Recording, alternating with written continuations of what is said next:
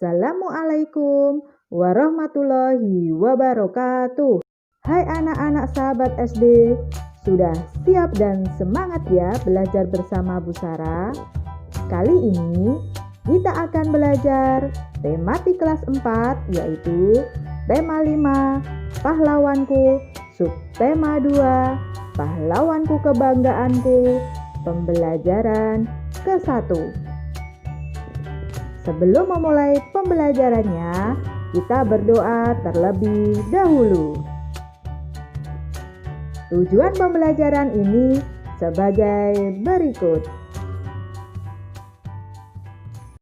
Anak-anak sahabat SD, ketika masa kerajaan Hindu-Buddha mulai melemah, masuklah agama Islam di wilayah Indonesia. Siapa yang mempunyai peranan penting di masa kerajaan Islam? Ayo kita cari tahu. Bacalah teks berikut. Sultan Hasanuddin. Sultan Hasanuddin ialah raja dari kerajaan Islam Gorontalo di Makassar, Sulawesi Selatan. Oleh Belanda, ia dijuluki ayam jantan dari timur karena kegigihan dan keberaniannya melawan Belanda. Ia membela kepentingan kerajaannya dan kepentingan rakyatnya dengan gigih.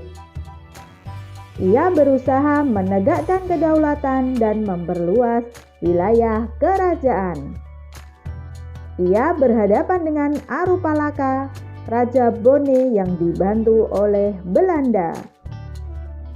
Sultan Hasanuddin dikenal arif dan bijaksana. Beliau merasa sedih karena harus bertempur melawan keluarga sendiri. Arupalaka Latenri Tata Tu Erung sudah seperti saudara kandung sendiri.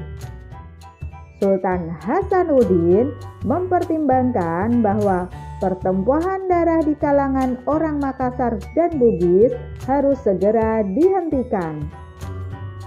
Sultan Hasanuddin berusaha menggabungkan kekuatan kerajaan-kerajaan kecil di sekitar kerajaannya untuk melawan Belanda.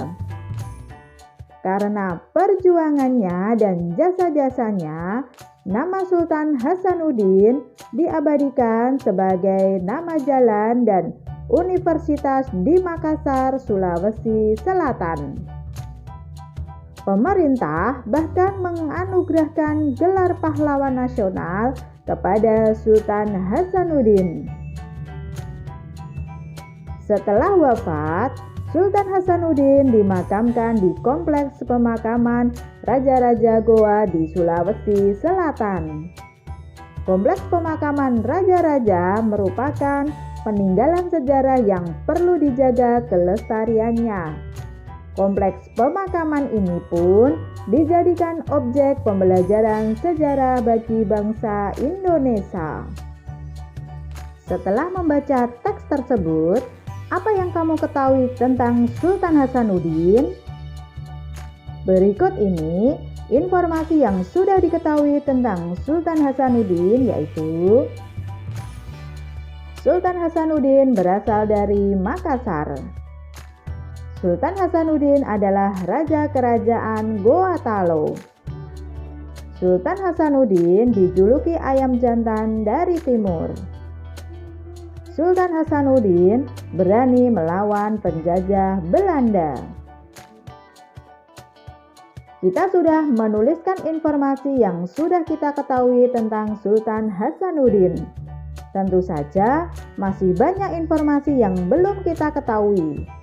Ayo kita lengkapi informasi tersebut. Kita tuliskan dahulu hal-hal yang ingin kita ketahui lebih lanjut mengenai Sultan Hasanuddin. Kita bisa menuliskannya seperti berikut. Informasi yang ingin diketahui lebih lanjut tentang Sultan Hasanuddin. Alasan Sultan Hasanuddin pantas disebut sebagai pahlawan. Sikap kepahlawanan yang ditunjukkan Sultan Hasanuddin. Bentuk perjuangan yang dilakukan Sultan Hasanuddin. bentuk pengabdian kepada Sultan Hasanuddin. Makam Sultan Hasanuddin. Kita sudah menuliskan informasi yang sudah diketahui dan ingin diketahui lebih lanjut tentang Sultan Hasanuddin. Kita bisa mencari informasi dari berbagai sumber untuk menjawab keingintahuan kita. Setelah mendapatkan informasi tambahan, kita bisa menuliskannya secara lengkap. Saat menuliskan informasi, kita perhatikan hal-hal berikut.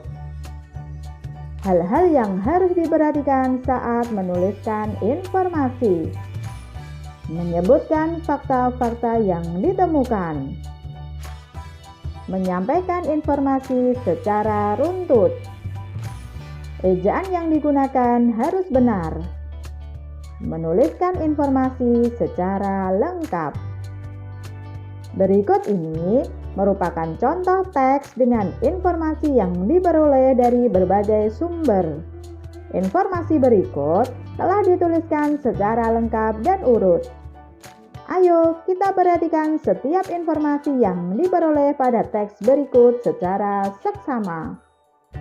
Sultan Hasanuddin adalah Raja Kerajaan Gorontalo, Sulawesi Selatan. Sultan Hasanuddin lahir di Makassar pada tanggal 12 Januari 1631. Sultan Hasanuddin memiliki sifat gigih dan berani. Sultan Hasanuddin berani melawan penjajah Belanda karena tidak ingin penjajah Belanda menguasai kerajaan Goa. Sultan Hasanuddin mendapat julukan ayam jantan dari timur karena keberaniannya. Sultan Hasanuddin menegakkan kedaulatan demi membela kerajaan dan rakyatnya. Sultan Hasanuddin berusaha menggabungkan kekuatan kerajaan-kerajaan kecil di sekitar kerajaan Gorontalo untuk melawan penjajah. Sultan Hasanuddin berjuang memperluas wilayah kerajaan dan mengusir Belanda dari Goa. Sultan Hasanuddin wafat tanggal 12 Juni 1670 pada usia 39 tahun di Makassar. Sultan Hasanuddin dimakamkan di Kompleks Pemakaman Raja-Raja Goa di Sulawesi Selatan. Kompleks pemakaman Sultan Hasanuddin dijadikan objek pembelajaran sejarah. Sultan Hasanuddin mendapatkan gelar pahlawan nasional berkat perjuangan dan jasa-jasanya. Pemerintah mengabadikan nama Sultan Hasanuddin menjadi nama jalan dan universitas di Makassar. Hal itu dilakukan sebagai bentuk pengabdian kepada Sultan Hasanuddin.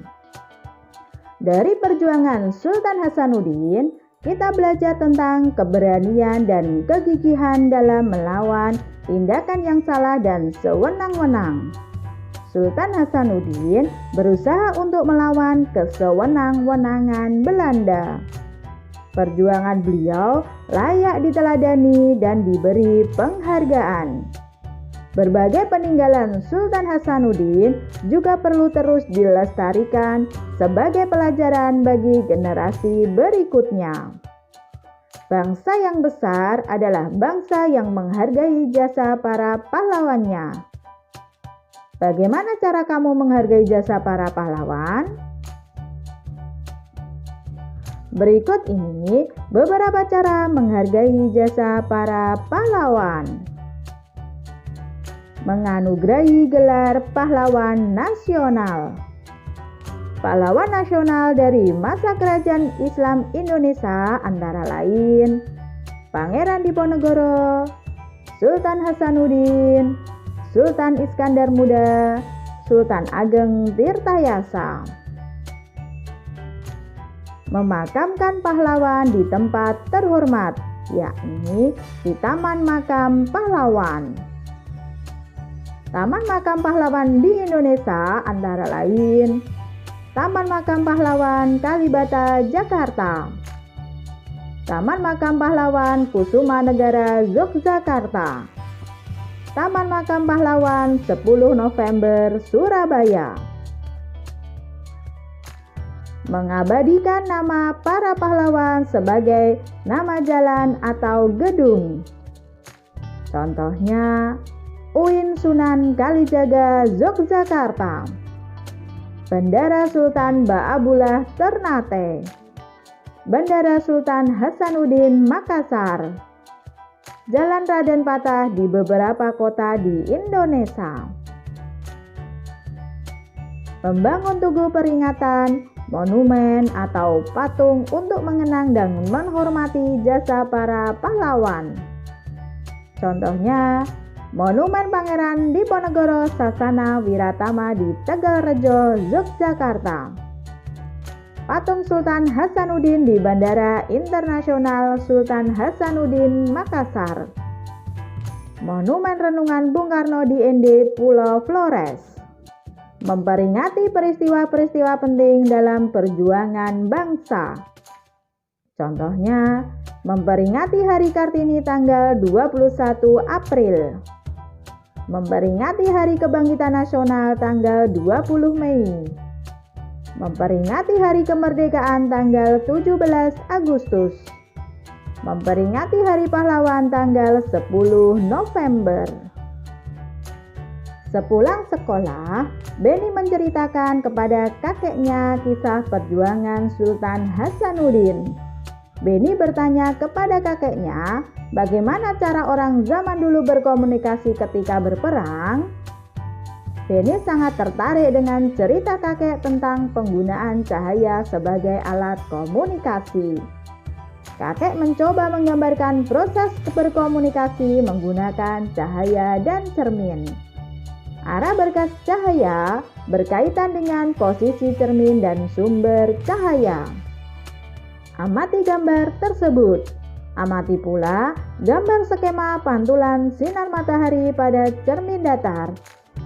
Sekarang, coba praktikkan cara berkomunikasi menggunakan cahaya dan cermin. Berikut ini langkah-langkah percobaannya. Pertama, duduk bersama kelompokmu. Kedua, perlihatkan cerminmu kepada kelompokmu. Ketiga, gunakan cermin untuk memantulkan cahaya matahari. Keempat, diskusikan kode yang disepakati untuk berkomunikasi beserta artinya. Misalnya, ketika cahaya dipantulkan menggunakan cermin dan digerak-gerakkan melingkar sebanyak 3 kali, itu berarti seluruh anggota kelompok berkumpul di tengah halaman sekolah. Kelima, setelah berdiskusi, anggota kelompok menyebar ke tempat yang berbeda di sekitar sekolah. Keenam, setiap anggota kelompok berdiri di tempat yang terdapat cahaya matahari. Ketujuh, pantulkan cahaya kepada tempat yang disepakati. 8. Buat laporan tentang sifat cahaya di akhir kegiatan. Buatlah laporan dari percobaanmu. Kamu dapat membuat laporan kegiatan percobaan seperti berikut.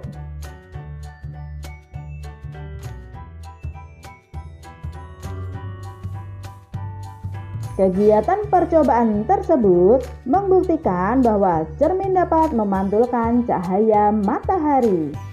Cermin memiliki permukaan licin dan mengkilap yang dapat memantulkan cahaya.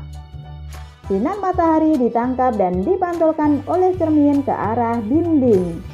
Percobaan tersebut sesuai dengan sifat cahaya, yaitu cahaya dapat dipantulkan. Pada percobaan tersebut, cahaya matahari bisa kita sebut sebagai sinar datang.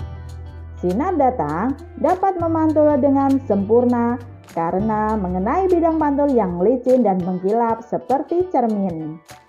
Hal ini menyebabkan sinar pantul yang dihasilkan menjadi tampak terang dan jelas ketika diarahkan ke dinding yang berwarna gelap.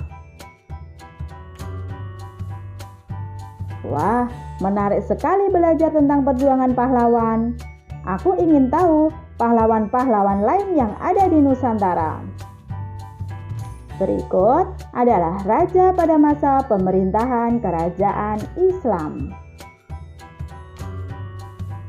Kita sudah mengetahui informasi mengenai perjuangan Sultan Hasanuddin beserta peninggalannya. Sekarang, kita akan mencari tahu informasi mengenai perjuangan Sultan Iskandar Muda beserta peninggalannya. Bacalah teks berikut. Sultan Iskandar Muda. Sultan Iskandar Muda adalah sultan terbesar dalam masa Kesultanan Aceh. Masa kekuasaannya yaitu dari tahun 1607 hingga 1636.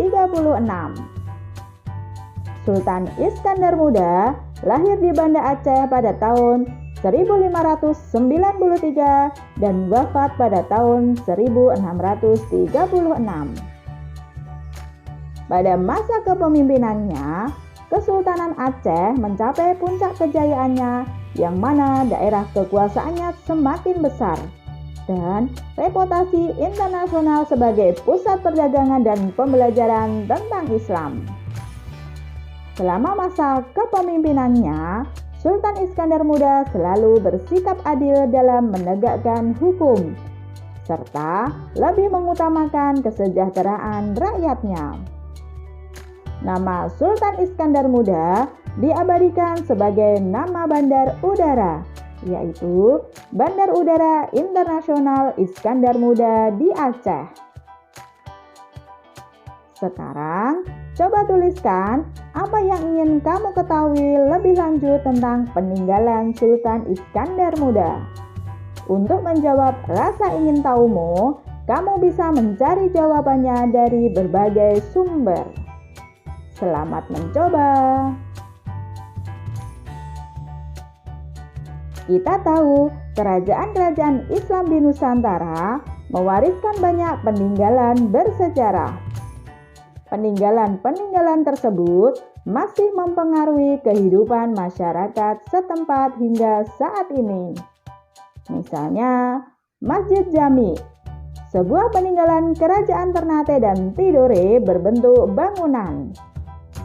Peninggalan ini masih difungsikan sebagai tempat ibadah masyarakat setempat. Selain itu, peradaban Islam juga meninggalkan bentuk peninggalan lainnya. Misalnya, kalender Jawa peninggalan kerajaan Mataram Islam. Sampai sekarang, kalender ini masih digunakan dalam sistem penanggalan masyarakat Jawa. Peninggalan Mataram Islam lainnya yakni Pasar Kota Gede yang tetap difungsikan sebagai tempat jual beli hingga kini. Sementara di Sumatera Barat, masyarakat setempat masih mempertahankan penggunaan mata uang emas sebagai alat jual beli tanah. Mata uang emas ini merupakan peninggalan masa kerajaan Samudra Pasai.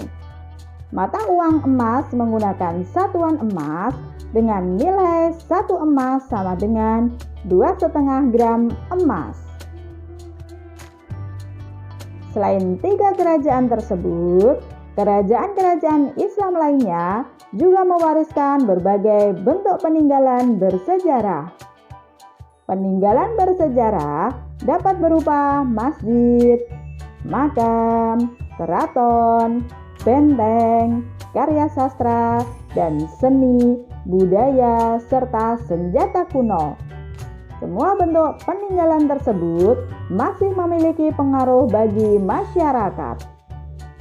Agar lebih jelas, mari kita simak pengaruh peninggalan masa kerajaan Islam bagi masyarakat berikut. Sebagai objek penelitian sejarah kerajaan-kerajaan Islam. Sebagai sumber dan bukti sejarah kerajaan-kerajaan Islam. Sebagai objek wisata sejarah dan religi. Sebagai sumber pendapatan bagi daerah dan masyarakat di sekitarnya. Membentuk budaya masyarakat setempat. Demikian pembelajaran 1 dari tema 5 subtema 2. Untuk mengukur pemahaman terhadap materi yang sudah kita bahas, kalian dapat mengerjakan latihan soal yang ada pada deskripsi video ini. Tetap semangat, rajin belajar, rajin beribadah, jadilah generasi penerus bangsa yang cerdas, berkarakter, menyenangkan, luar biasa, hebat. Terima kasih. Wassalamualaikum warahmatullahi wabarakatuh.